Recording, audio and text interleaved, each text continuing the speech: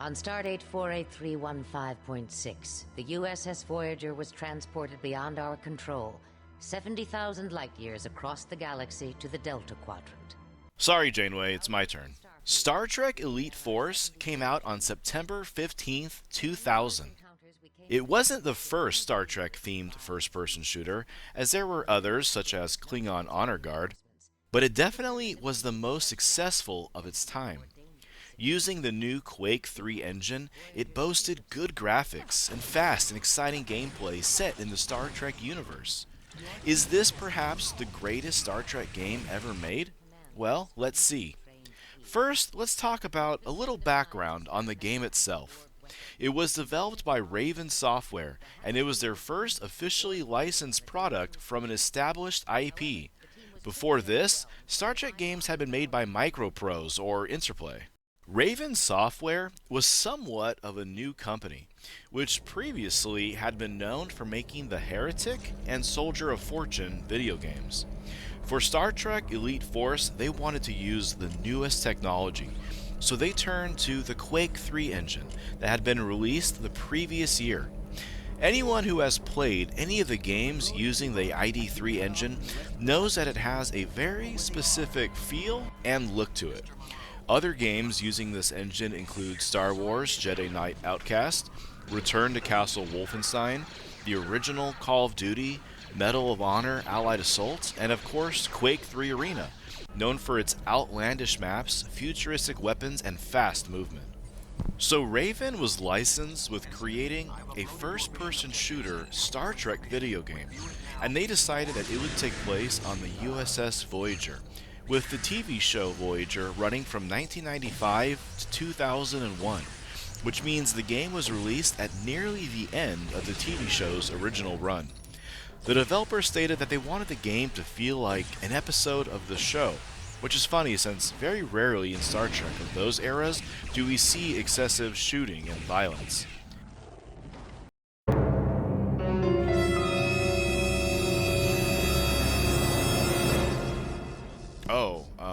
Never mind. But the game's plot opens up with a combat simulation in the holodeck against the Borg, and then the ship being attacked and taken to a ship graveyard. Most of the cast from the show voices their respective characters, except for originally Jerry Ryan, whose voice was later added when the expansion pack came out. The single player of the game consisted of defending Voyager from boarding parties, investigating alien vessels, infiltrating enemy stations, and completing holographic training programs. You were a member of the Hazard Team, a specially trained group of Voyager crew to help deal with dangerous missions and tasks. This was never mentioned in the show or any other Star Trek media as far as I'm aware, so it was just an invention of the game. There were 9 weapons to choose from: a hand phaser, the phaser rifle, the Infinity Modulator, which is an anti-Borg weapon, the Stasis weapon, which was basically a shotgun, the Scavenger rifle, which was like an automatic, a grenade launcher, a Gatling-style gun, a mini photon torpedo launcher, and a welding tool. Each weapon was suited for a specific task, but you were never really forced to use any particular weapon except in the Borg levels where you have to use the iMod once they've adapted. P.S. I did a challenge run where I only used a hand phaser to beat the entire game. Check it out. So these 9 weapons were also available in the multiplayer, but we will talk more about that later. So other than the fact that it takes place on the USS Voyager and it's in a Star Trek setting, this was sort of your typical sci-fi shooter, but it did what it needed to do really well. The game had excellent reviews. In fact, it sits at 86% on game rankings, even higher than Star Trek Armada. Unfortunately for Raven, they expected sales to be much higher considering the positive reviews and the hype, but they ended up only selling 300,000 copies in its original release. Why was this? Well, I'm not really sure why. It seems like it had the recipe for success: good graphics, good gameplay engine, solid story, engaging multiplayer. Perhaps people just weren't as interested in Voyager as they were in the Enterprise with Kirk or Picard. Regardless, the game was still technically considered a financial success. There have been plenty of other good games since then. So why am I making a video about this game nearly 25 years later? Star Trek Elite Force has a special place in my heart, and I'm sure it does for many of you as well. I still prefer Elite Force 1 to Elite Force 2, which was released in 2003. I spent a lot of time playing this as a youngster, especially the online. In fact, I even played this game competitively in a league. I never won the championship, but it was fun playing against other teams in organized matches. The multiplayer, or Holomatch as it was called. Welcome to Holomatch. Did that bring back any good memories for anybody? But the Holomatch had so much variety, you would never really get bored of one single game mode. My favorite was Disintegration, the most popular of the competitive game modes, where everyone used a phaser rifle and you could only use the alternate fire mode, and everything was basically a one-hit kill. Typically, competitive matches were played on Capture the Flag and had a very specific set of rules and game settings. My second favorite game mode was one called Freeze Tag. Now, this was a pretty unique game mode. I've never really seen it reproduced in any other video games. Maybe somebody else has. But two teams would face off. When you died, you would become frozen and stuck in place and would spectate the match. A teammate would have to stand next to you for 3 seconds to unfreeze you. This would go on until one entire team was frozen. Now, I can't even describe to you how much fun this was. The thrill of sneaking around to a frozen teammate and unfreezing them before an enemy found you, or hitting someone trying to unfreeze their teammate with a photon shot. But this game mode was a blast. No pun intended. There were also some Borg assimilation modes, typical FFA, Team Deathmatch, Capture the Flag, and all kinds of custom maps and other game modes. Character models were easy to download, custom maps were plentiful. The multiplayer of this game was truly outstanding. The Quake 3 engine had been designed for this kind of thing, and it thrived in this kind of fast-paced combat. One thing I haven't really talked about yet, and we'll just briefly mention it, is the modding community, which still appears to be relatively active. If you check on ModDB or Nexus, there are mods still being uploaded for this game. Some include new single-player campaigns, character models, or even complete weapon replacements, and plenty of graphical upgrades and bug fixes. So I've been pretty positive about Star Trek Elite Force, but like I do in most of my videos, I want to mention some of the negatives as well. Well, the story of this game is very linear, typical of games from that era. It's true that sometimes your actions could change things, but they were relatively minor. Sometimes the AI could be buggy or glitchy. There were graphical issues with shadows that could be very distracting. Some of the writing was iffy.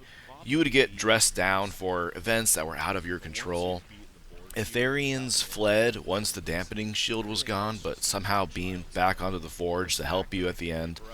And my biggest issue is that the final boss was just very disappointing. He didn't move and he just spammed 3 different attacks and had a load of HP. But honestly, I'm really just nitpicking. The game was nearly perfect for the year 2000. I would love a remaster of this game with improved graphics.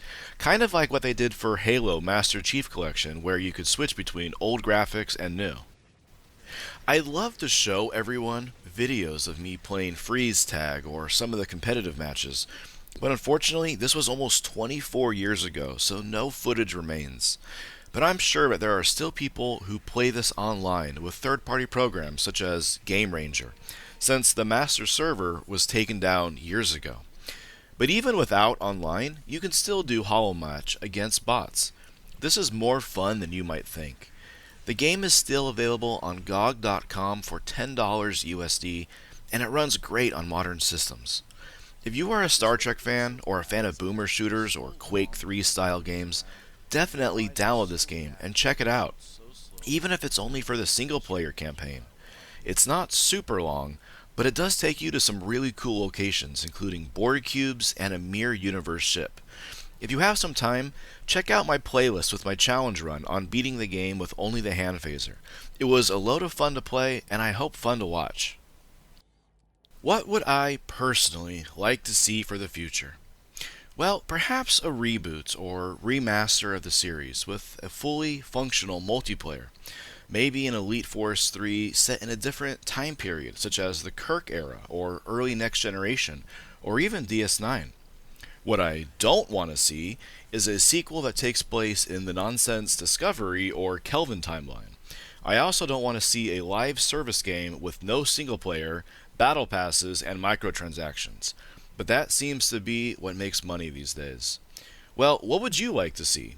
Let me know in the comments down below. Thanks for watching, and if you enjoyed, please leave a like and subscribe.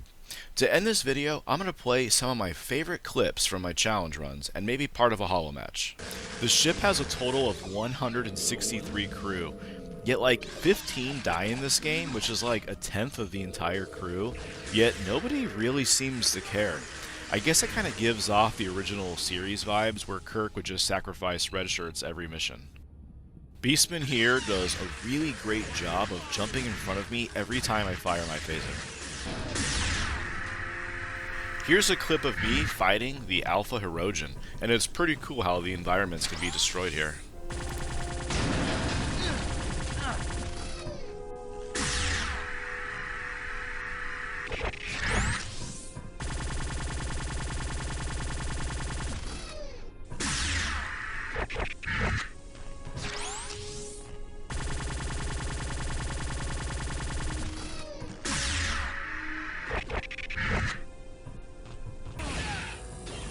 This is definitely not a clip of me just abandoning my team.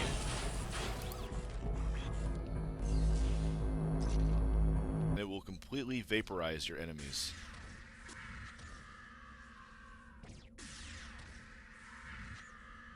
I enjoyed that little dance the female Klingon warrior did before turning into dust. It's also very polite of them to shoot their weapons at me in a single shot. Klingons don't get enough credit for their politeness or their manners.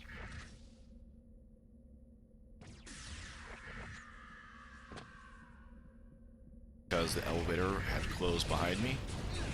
But these guys are pretty slow and their attacks are pretty slow, so we can get through it okay.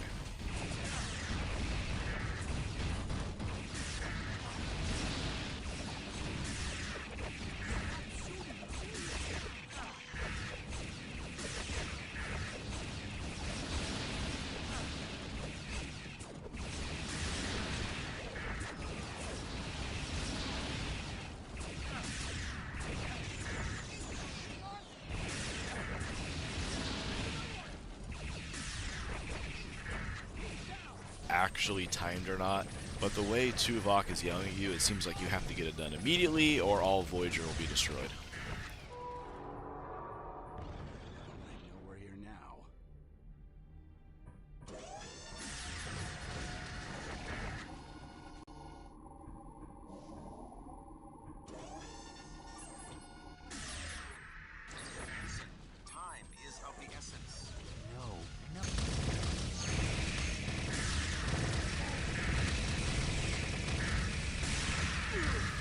What is this guy doing? Is he okay? No, I guess he's not.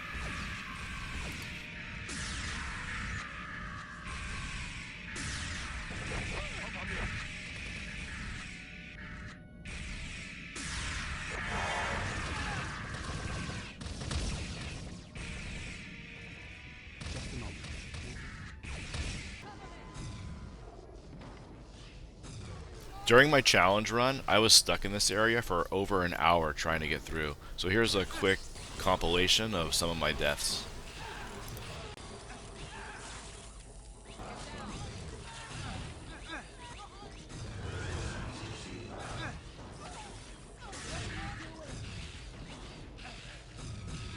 So here's a run where I actually get through.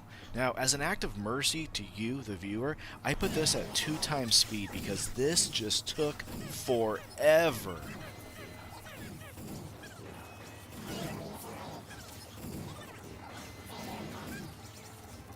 Here's the final boss, the Vorsoff. One thing to note, although the attacks are pretty easy to dodge, if you do accidentally get hit by those projectiles, it's basically a one-hit kill.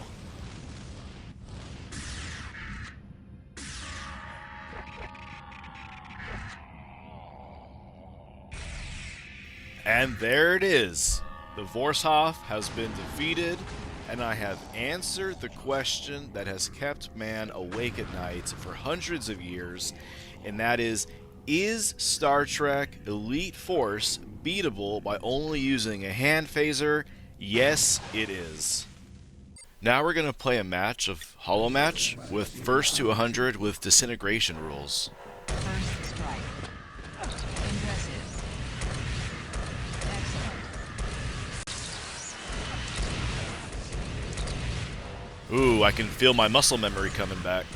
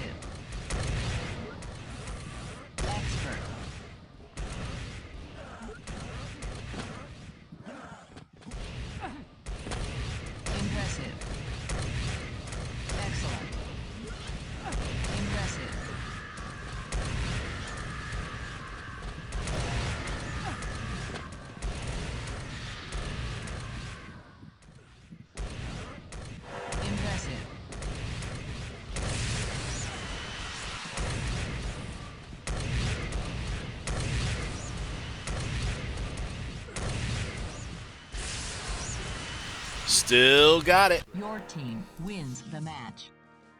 Your commendations? Well, that'll do it. Thanks for watching, everybody. Hope to see you in the next video. MVP.